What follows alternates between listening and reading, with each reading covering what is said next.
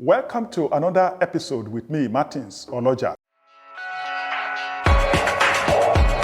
On Inside Stuff with me, Martin Oloja, today, we'll talk about trials of President Trump, the lessons. And it sends a strong signal across the nations that are failing in their democracy that the rule of law is the foundation of democracy that can deliver development to the people. It means that if the law does not rule, if man rules, there will be no development.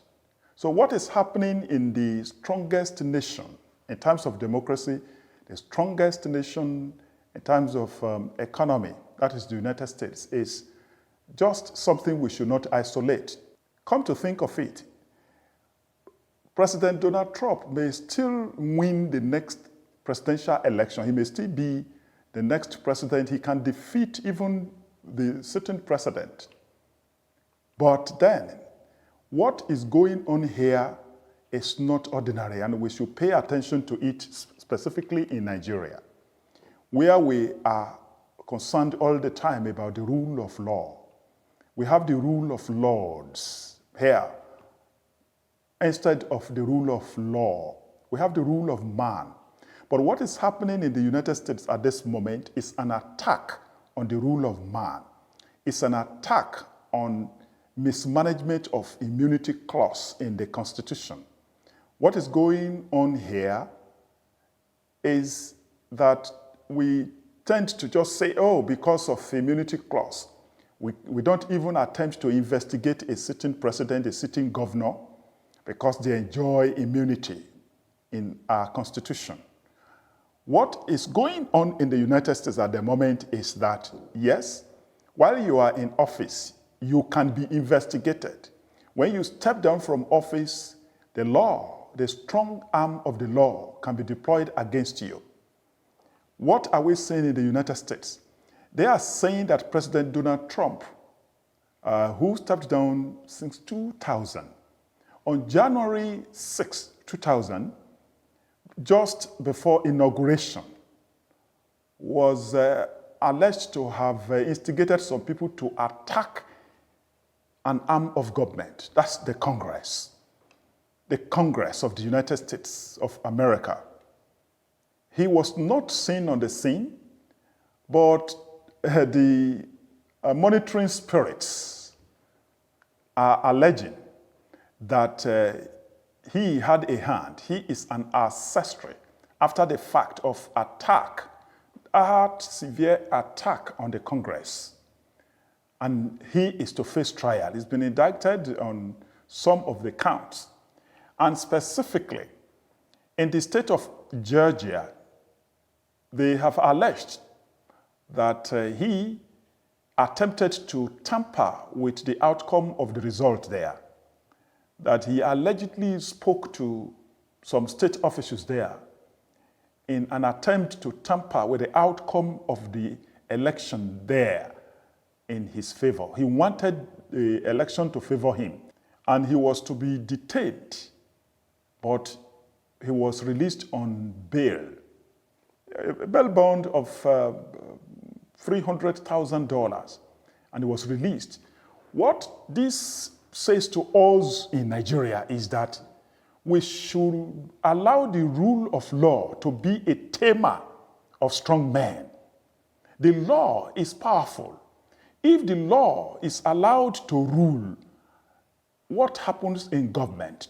We won't be having strong men here and there who are uncontrollable. They are using our very lean resources. They are using our money to buy armored vehicles. Even in National Assembly, where they don't enjoy immunity, they use a lot of money. We've commented on these. They are using billions of naira at a time like this to buy armored vehicles. The law cannot rule them. Even the law that sets a limit for their spending cannot rule them. Everybody is just lawless all over the place. You find officers of state and officers of the law just doing anything anyhow, and we do not have strong institutions. We do not have even professional associations that used to shape the actions of these people to be strong anymore. We do not find them anywhere. Most of the professional associations, including the Nigerian Bar Association, we do not know what is happening to them.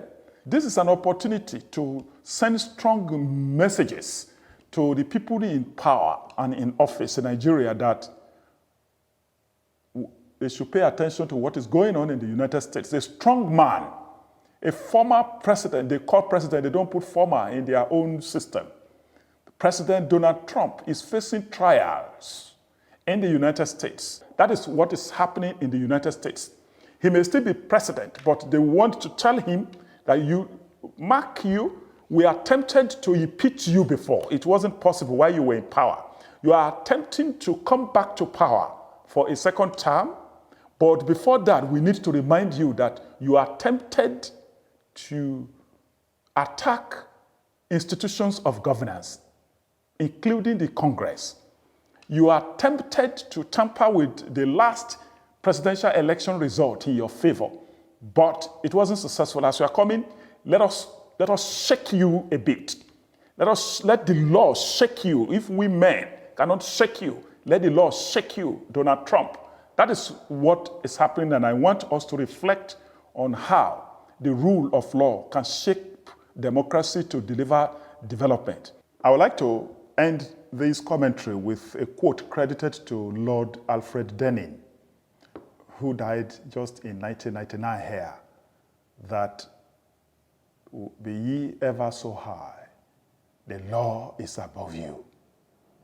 Be ye ever so high, the law is above you. And that is a message to our lords here, that the law is above them. They should allow the law to be above them at all times. They should not dance on the grave of any law. They should not desecrate our law. They should allow the law to rule them, and it shall be well with all of us.